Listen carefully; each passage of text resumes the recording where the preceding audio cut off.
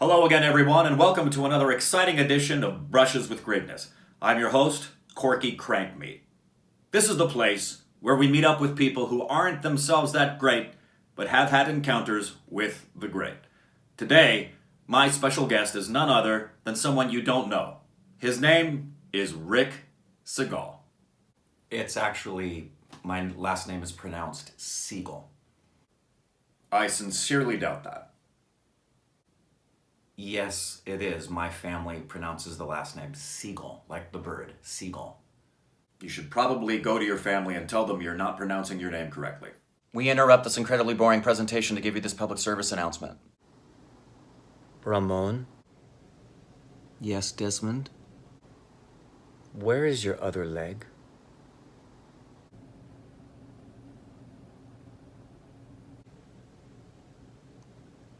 It is gone.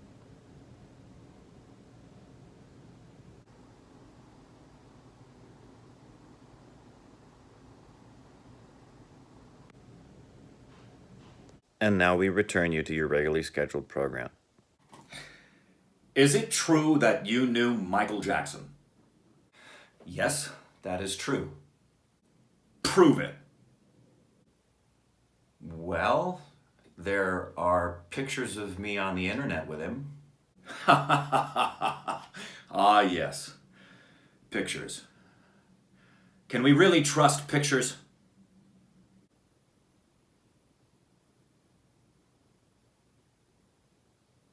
So tell us, Mr. Segal, when did you first meet Justin Bieber? We're talking about Michael Jackson. Ah, yes. Sorry. My mistake. When did you first meet Michael Jackson? I first met Michael on the American Music Awards, the very first American Music Awards, actually.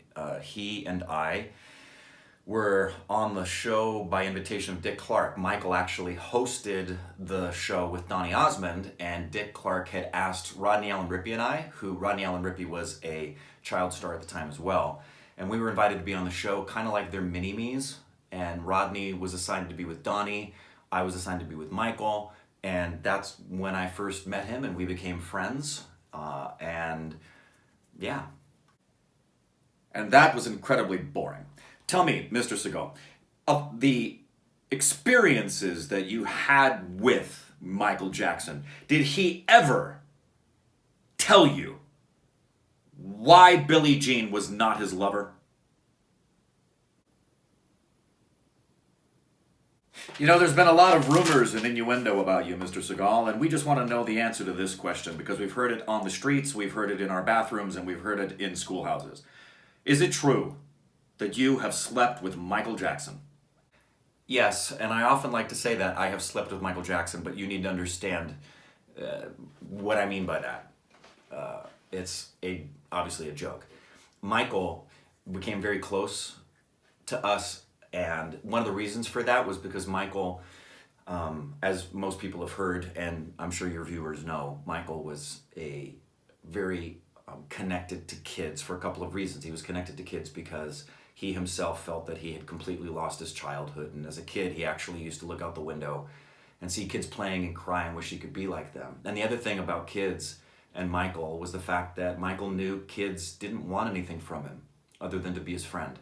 Little kids don't think about, he's Michael Jackson or what they can get from him, or they're with a famous guy. All they know is this is a fun and happy guy. And for someone like me who was a child actor, there's a particular connection and empathy he knew that I would have, because growing up in the industry is an experience that only child actors and celebrities have. And Michael could relate to that. And the reason I quote unquote slept with Michael was because Michael had asked us to come pick him up one night. The first time we ever really hung out with him. It actually happened after the second time we got connected, because as a little kid, after the first American Music Awards, we were connected with him, and then we lost connection with him. He changes his phone number a lot back then. And then there was another American Music Awards where Dick Clark invited us to come back, me and Rodney, to see where we had been at the time. Here they are now. And Michael was nominated for Off the Wall at the time. And I remember my mom and I saying we're going to get back together with Michael again because he'll be there. And little did we know when we showed up, our seat was put directly behind Michael's seat. We arrived first, and it said Michael Jackson on the seat right in front of us. So we're sitting there waiting for Michael to come in. And he does come in. He's got sunglasses on. He's not looking around. He doesn't see us. And he sits down. And my mom elbows me, and she says, "Michael." And he goes, "Hey!" And he's really excited to see us. And the show is just about to start. So he tells us afterwards he wants to connect with us and make sure that we don't lose touch. And I remember when he got nominated for his first American Music Award, I leaned forward as they announced his name. I said, "You're going to win." He said, "No, I'm not. No, I'm not." And of course he did. And he spins around and goes, "How'd you know?" And we then connected with him afterwards. He said, "What are you doing the next day?" And we said we were going to the beach, told him I think we were going to somewhere like Zuma, Lifeguard Stand 3 or 4, whatever. He knew where it was going to be. Next day we're at the beach, and we see Michael walking down the beach, not dressed for the beach, but walking down the beach with 2 bodyguards beside him, and thankfully the beach wasn't crowded. He comes up, hands us a piece of paper and says, and he was nervous, didn't want people to get around, and he shows us the piece of paper that says, "Come to this address, don't ring the buzzer when you get there tonight, arrive at like 7, I guess it was, and just sit there in the driveway." So we do, and at 7 o'clock, through the thing, "Are you there?" "Yeah." "Okay, hold on." And then we see from the top of the driveway, Michael's coming down, and he's wearing this button-up shirt, like a flannel shirt and jeans and this weird straw hat, and he climbs the gate and gets in the car, and it's obvious he's sneaking out. He's like, "Go, go, go, go, go." And as we're driving, my mom says to him, "Where do you want to go? Do you want to go see a movie? Do you want to get ice cream?" He did not want to be anywhere there were people, so my mom looks at me and she says, "Do you want to just go back to our apartment and we can pop popcorn and play games?" And he got really excited about that. And it was there where we just pop popcorn, play games, and we watched TV and fell asleep on the floor in the apartment. And that's where technically, I jokingly say, I slept with Michael Jackson. Once again, incredibly boring. We interrupt this incredibly boring presentation to bring you a second public service announcement. Enjoy. Hey, Rick. What? Catch me. No.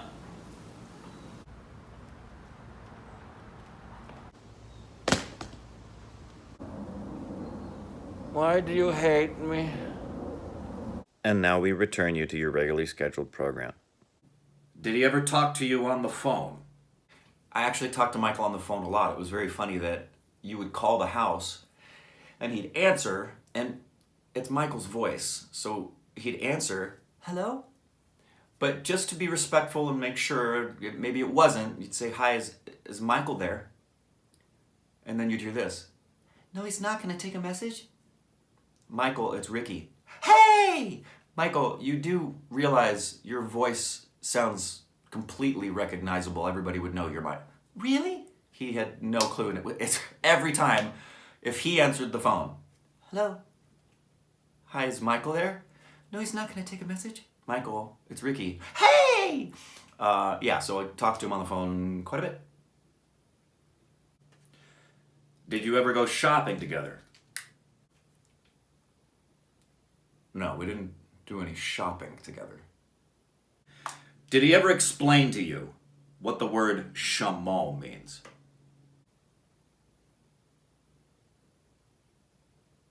Did you ever have the honor of seeing him in concert? Yes, actually, during the time he was doing his last concert tour with his brothers, I don't know if that was Triumph or Victory, but he had just released Off the Wall, was beginning to become an absolute superstar as a solo artist, and he wanted us to come to all 4 nights they were at the Forum. And so we went, and I remember the first night when we got there, we could go backstage, and I wanted to go see him before and tell him, break a leg like you would to anybody before a concert or a show. And I remember he was so nervous. And I remember we left him alone. We didn't stay very long because it was very clear he was distracted and really nervous, which shocked us because this is a veteran performer who's been performing since he was a little kid. And my mom and I walked back to our seats going, wow, I can't believe how nervous Michael is. And of course his concert was extraordinary. And then after the concert, we'd go backstage and there's everybody there to talk to him and meet with him. There's press and celebrities who'd come to visit him. Cher was there, Jane Fonda, everybody in the industry's there to see Michael.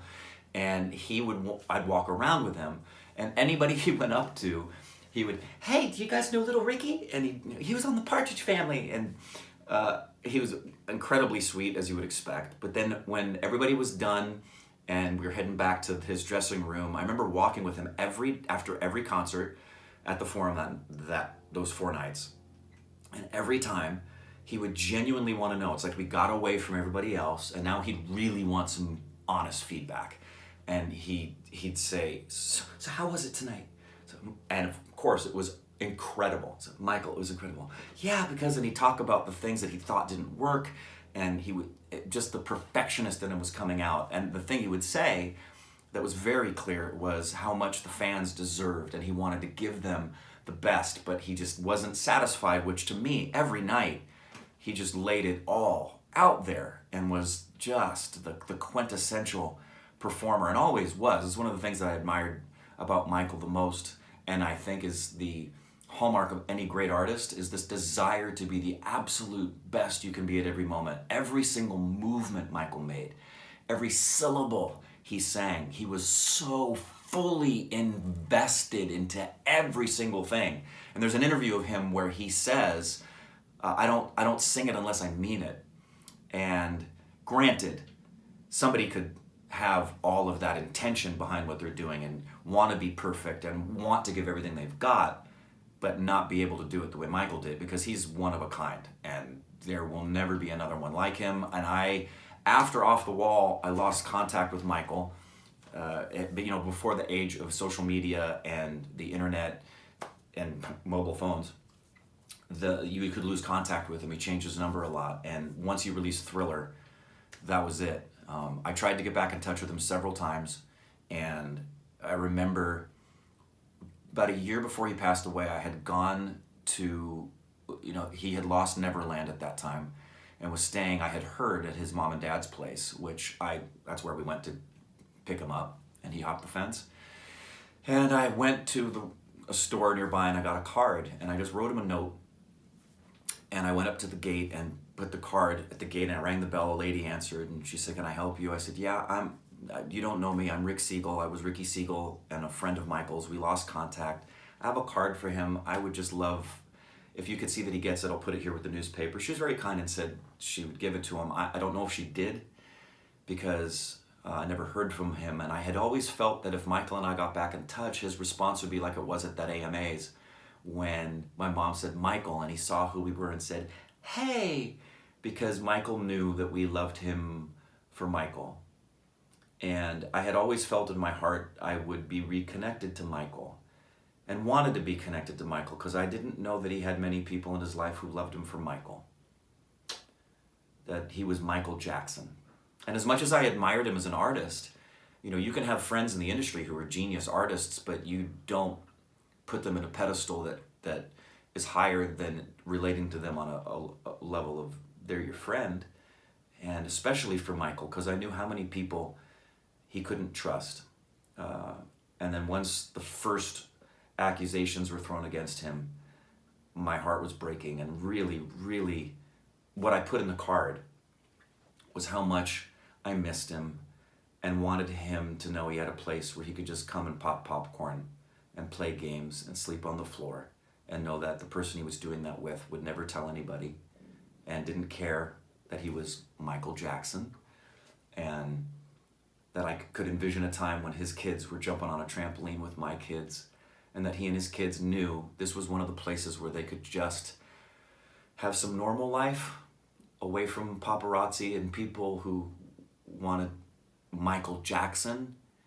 And I really had always felt deep down that we'd reconnect that way, and that he always knew he had a place that could be that way, but unfortunately that didn't happen. And I remember the day my friend Nathan called me. I'm driving on the Hollywood freeway, and he said, have you heard about what's going on? Have you heard about Michael Jackson? He's had a heart attack or something. And I said, what? And like everybody else in the world, heard about the fact that he had died. And it was very strange, because the whole world was grieving for weeks up until the funeral and after.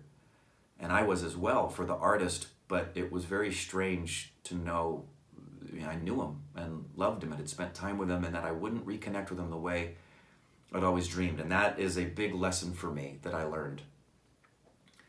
It was a lesson I learned about don't wait for circumstances to change the circumstances. I'm glad that I wrote the card and brought it to the gate, but that wasn't enough. I don't say that with any judgment on myself or unforgiveness toward myself. I do have a slight regret in that I wish I had been more intentional and didn't wait for the circumstances to change, and somehow we could reconnect like we did when I was asked by Dick Clark to be back on the American Music Awards. I got reconnected with Michael. I had been waiting for another serendipitous, providential moment to reconnect to Michael. I wish I hadn't, because I'll never be able to connect with him that way now. And I wonder what might have happened if I had somehow, some way, been a bit more aggressive with my intentionality. But yeah, Michael was a friend, and he was everything that you imagined he was. Michael was sweet, kind, gentle, funny, fun, caring, and deeply, deeply, deeply cared about fans and giving them what they deserved because of the love they gave to him. And I miss him a lot. I miss his artistry. I miss what else he could have given to us, especially in film. He wanted to make film a lot. But miss his smile. Just watch the Thriller video. Watch the Thriller video, and before the song starts, look at Michael smiling. Look at Michael when he's eating the popcorn, and that bright, beautiful smile. He was an incredible soul who's deeply, deeply missed. Well, that's all the time we have for today. I'm sorry for the incredibly boring interview with Mr. Segal. Tune in next time where we're going to talk to people who are more interesting than he is. Thanks again for your time. That's all you get. That's all there is. That's all we're gonna see.